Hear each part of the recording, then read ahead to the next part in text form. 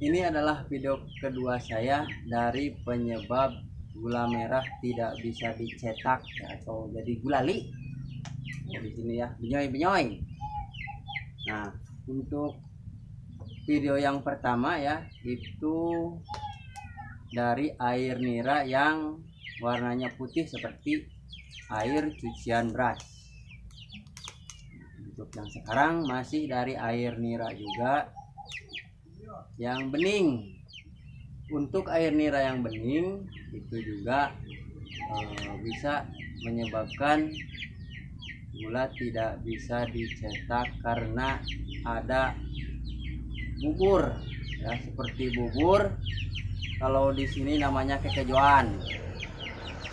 Nah, yang disebut kekejuan itu jadi tidak begitu jelas ya dengan kasat mata.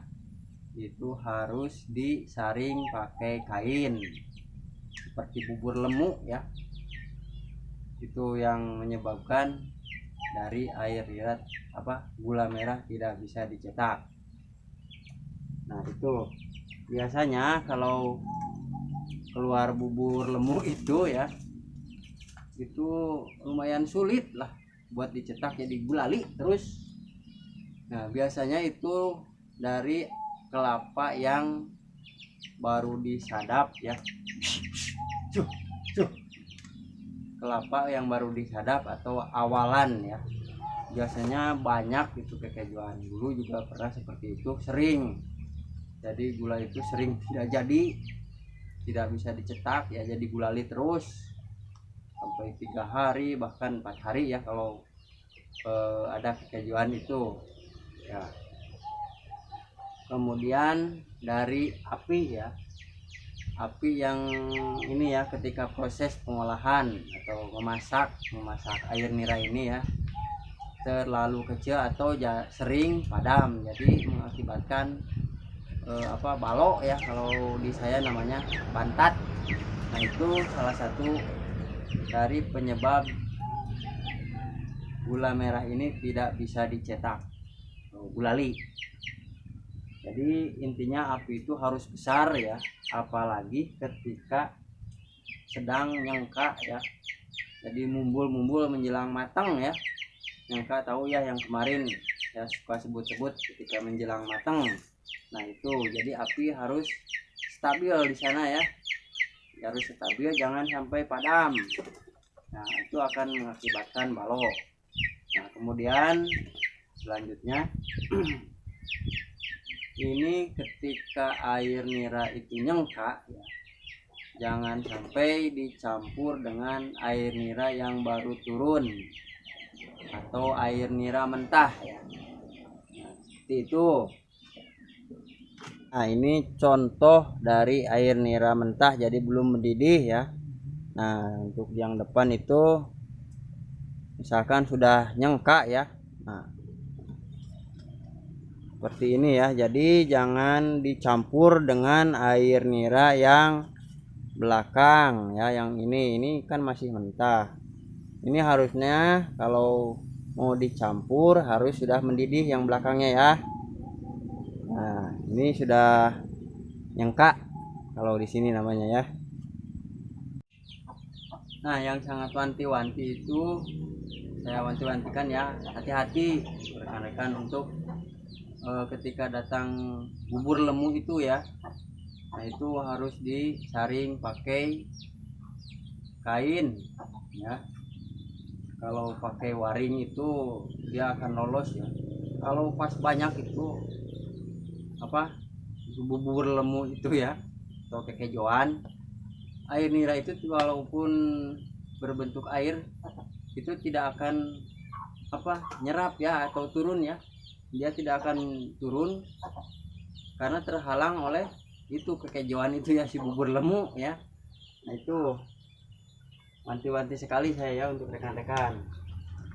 Nah, kemudian untuk api juga ya, api mengapa saya selalu memberikan kayu yang besar ketika